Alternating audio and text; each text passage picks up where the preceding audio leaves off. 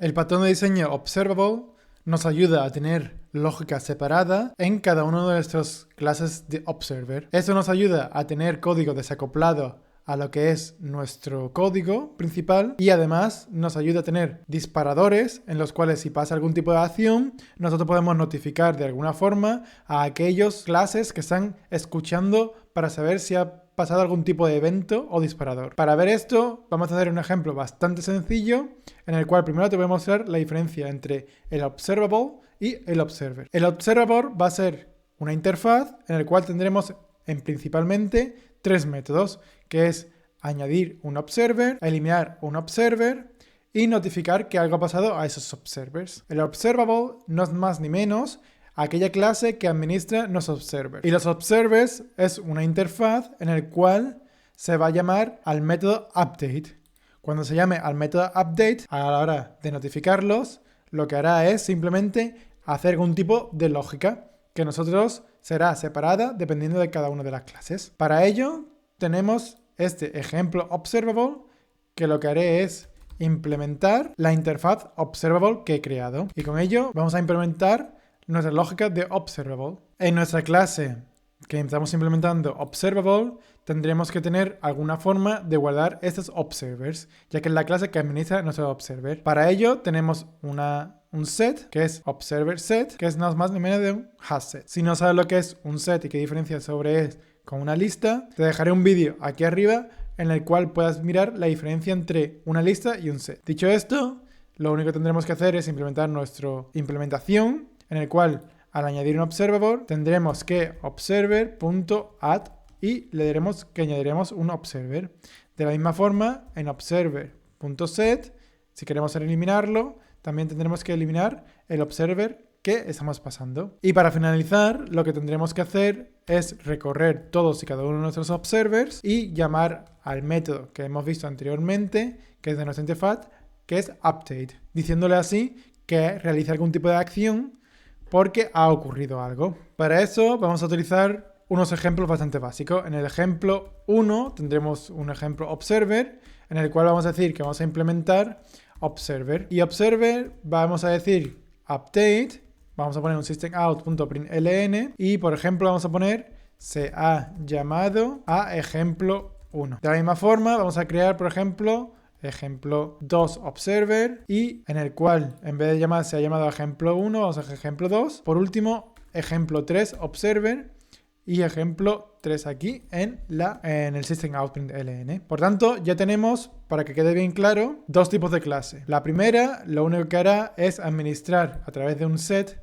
que también puede ser una lista o ya dependiendo de tú lo que quieras, donde guardaremos nuestros observers. Y lo último va a ser los observers, que es la lógica que vamos a querer tener dependiendo de lo que la acción que ocurra. Dicho eso, por ejemplo, podemos crear ejemplo observable igual a new ejemplo observable y aquí lo que pasa es que si nosotros hacemos observable.notifyObserver y corremos lo que es nuestro código, como podemos ver, no hay ningún tipo de texto que hemos puesto aquí a través de la consola. ¿Por qué? Porque obviamente nosotros tenemos que indicar quién está observando. Quiénes son aquellas clases que están observando que ha pasado una opción.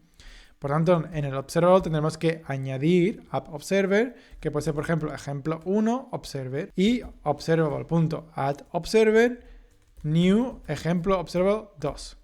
Si ahora corremos nuestro código, por tanto, si tenemos el ejemplo observable y tenemos que hemos añadido dos observers, cuando nosotros notificamos a esos observers que algo ha pasado, que puede ser cualquier tipo de cosa.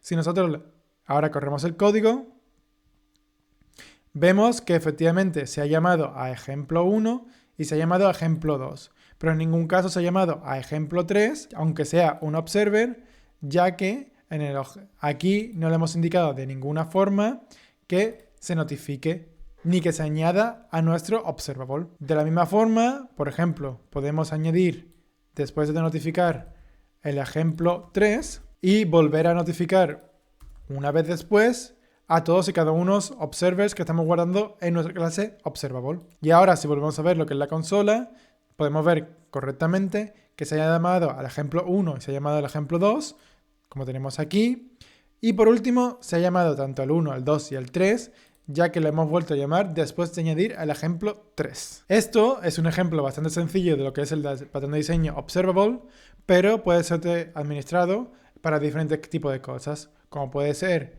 que un usuario cambie su email y por tanto tengamos un observer que sea cambiar base de datos, y además de ello a lo mejor también queremos enviar un email de verificación o incluso notificar a alguna otra persona de nuestros empleados o de nuestra empresa, ya que son diferentes tipos o es una acción que es cambiar el email, pero tenemos que hacer que dispare y haga otro tipo de acciones que en un principio eso no lo sabemos, simplemente sabemos que se tenía que notificar, y a quién o qué haga qué acción es cosa de quién está escuchando o no está escuchando, como este puede ser en el ejemplo 1, ejemplo 2 o ejemplo 3. Una cosa a recalcar, Java per se tiene un observable, una clase observable y una interfaz observer dentro de su paquete de tipo Java. El problema de utilizar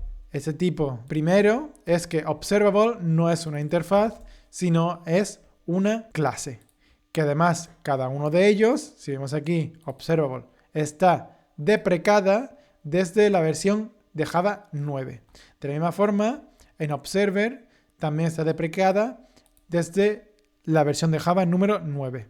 ¿Por qué? Porque esto nos implica algún tipo de implementación, sin nosotros tenemos ningún tipo de control, de las clases propias de Java, que es el Observable, ya que hace diferentes opciones, que si queríamos cambiar ese tipo de opciones, tendríamos que sobreescribir la clase y podría que en ese caso traernos algunos tipos de problemas, como por ejemplo si queremos hacerlo de forma paralela, en hilos, o hacer cosas en hilos o demás. Esto complicaría bastante utilizar la clase por defecto de Java. De la misma forma, al utilizar la interfaz observer con el método update, esto nos limita bastante, ya que como vemos aquí, os recibe dos parámetros. El primero, que es un observable, que es de donde lo estamos llamando, y en un principio no sabemos, entonces tendríamos que estar implementando, por ejemplo, si lo hacemos así, si que por ejemplo quisiésemos utilizar este observer en diferentes tipos de observable, tendríamos que ir if observa o instat of ejemplo observable y hacer cualquier tipo de cosa. De la misma forma que en el segundo parámetro, al ser un objeto, nosotros tendremos que verificar una vez también si, por ejemplo, estamos esperando un string, es entonces arg instat of string y hacer nuestra lógica y contener diferentes tipos de condiciones. Por tanto, estas clases, esta clase y esta interfaz se han deprecado para no volver a usarlo. Y por tanto, yo no recomiendo utilizar ninguna de estas clases o interfaces y crear nosotros mismos los observer y los observable que nosotros queramos, que puede ser, como ya hemos visto antes, que son observer, pero tú puedes definir el observer que tú quieras, ya sea también email observer, y que de aquí en el update stream email, ya que tenga que hacer algo con el email o lo que tú quieras. Bueno, y eso es básicamente lo que es el patrón de diseño observable. Espero que con este ejemplo sencillo sabes más o menos cómo utilizarlo. Es un patrón de diseño un poco más difícil de entender, ya que es una forma de disparar diferentes acciones dependiendo de que pase algo en concreto. Cosa que en principio no estamos acostumbrados, ya que este tipo de patrón de diseño no hay una continuación lineal, por así decirlo, que estamos acostumbrados a ver los programadores. Son solamente que dispara una acción y los observers que están escuchando realizan diferentes acciones. Pero que por supuesto, si tienes algún tipo de problema o duda, que no hayas entendido correctamente cómo se utiliza o qué es el patrón de diseño observer, puedes dejar simplemente un comentario, como siempre, e intentaré resolverlo lo más rápido posible. Igualmente, espero que te haya gustado mucho el vídeo y, por supuesto, no te olvides de dejar un like que me ayuda a seguir con este canal, y nos vemos en el próximo vídeo. Hasta luego.